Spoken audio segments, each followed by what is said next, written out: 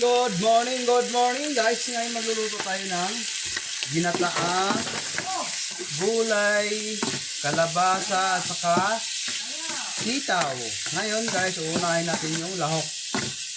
Yung lahok muna yung uunahin natin para sa ating gulay na sitaw at saka kabalasa. Anong kabalasa? Kalabasa. Yun. So yung lahok natin,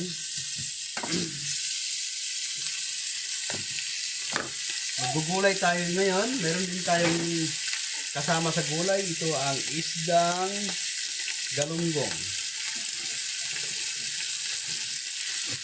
Ayun.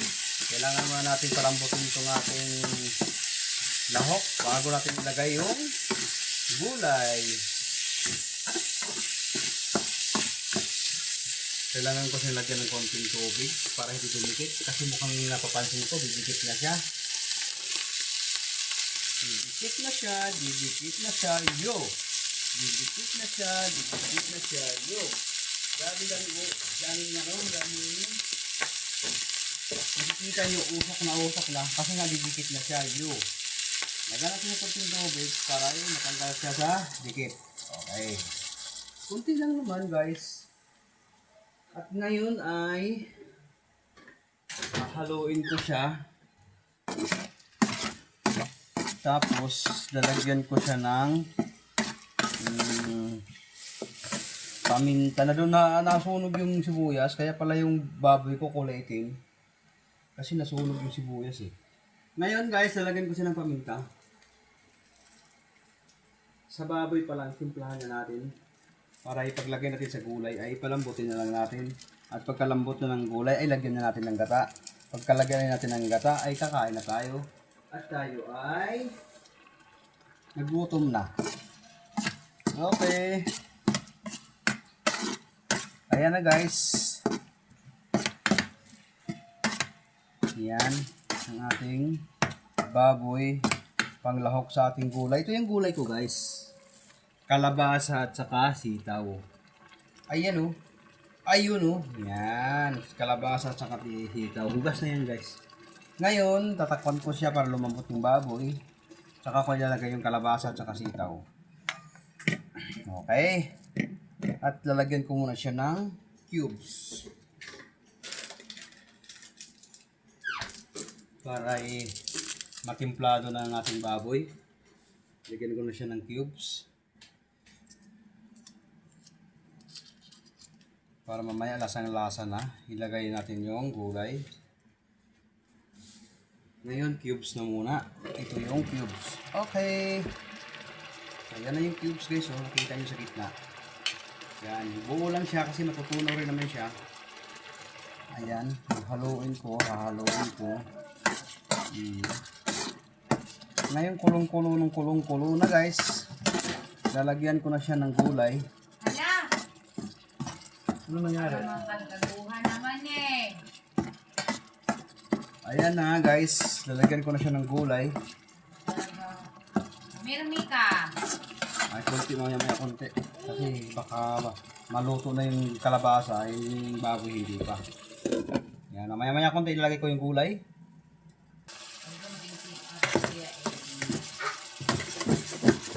Ito muna kumuha. Ha? Magkano ba kulang?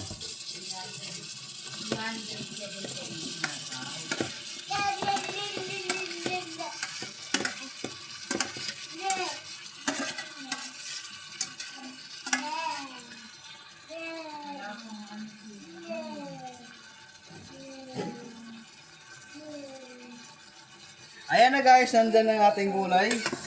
Nilagyan ko na siya ng gulay. Kailangan siyang lumambot para magtabihan ko na yung tatay namin. Kasi bawal yung tatay namin sa gata. Kaya kailangan ko magtabi ng gulay niyang wala pang gata. Kasi pagka gilagyan na ng gata, bawal na siya. Yan yung tatay namin. Bawal nang may gata. Kalabasa siya guys. Tapos gagataan natin guys. Kain na tayo guys. Ito na yung ating galunggong. Ito na lang yung hindi pa. Ayan. Ayan. Ayan. Palambutin pa natin yung ating kalabasa. Bago natin bigyan si Papa.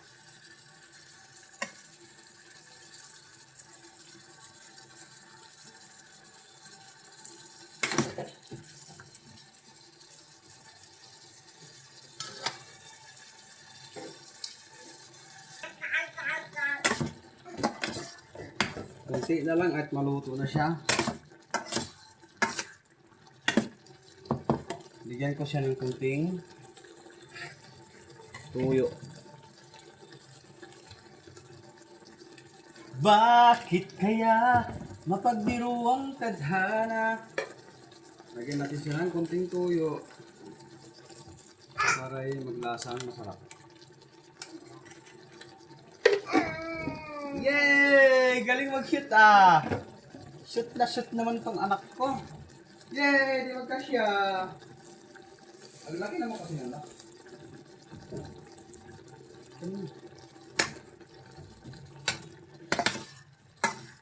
Ayan ang ating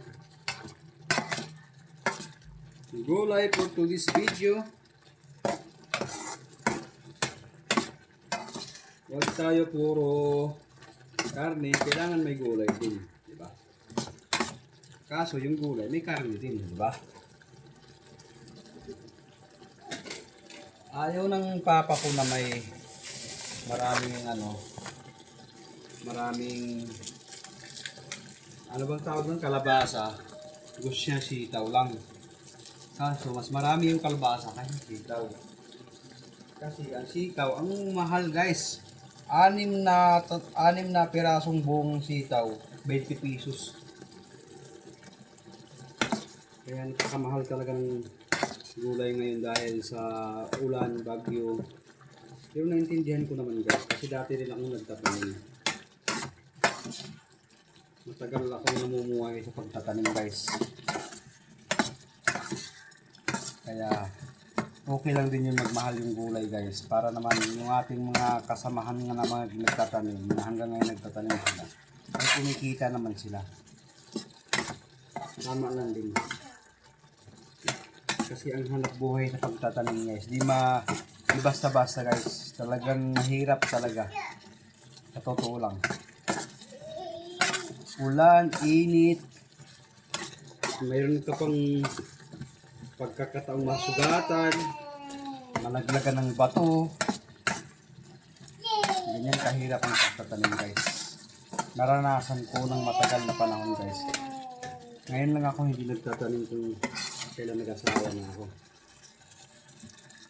Kaya ang ating mga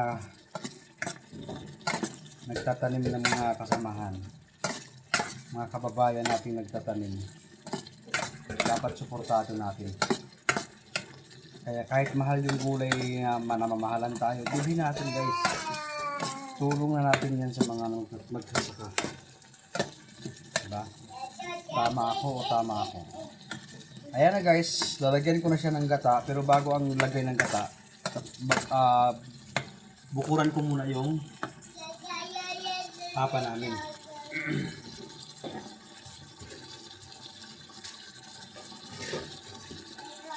Kailangan ko magbukod kay Papa para sa kanya. Kasi bawal siya may gata eh.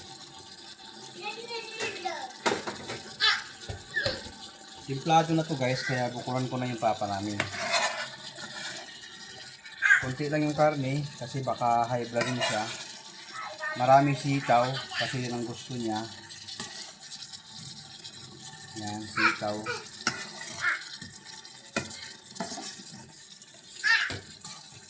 Ayan. Hindi talaga maiwasan, marami talagang karne kasi marami namang karne akong nilagay. Ayan na yung sa papa ko, papa namin, sa biyanan ko, ayan. Okay na yan. Tapos ngayon guys, lalagyan ko na siya ng gata. Kasi ang bilis ng apoy, ang lakas, usok na oh.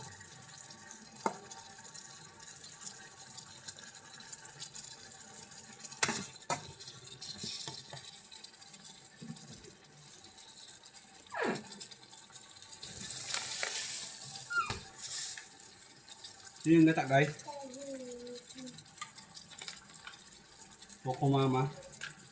Alas ka na? Okay, ingat.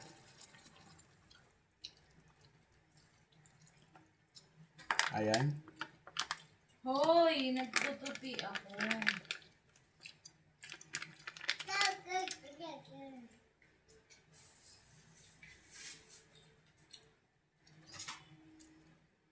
Ayan na guys, ginataan ko na.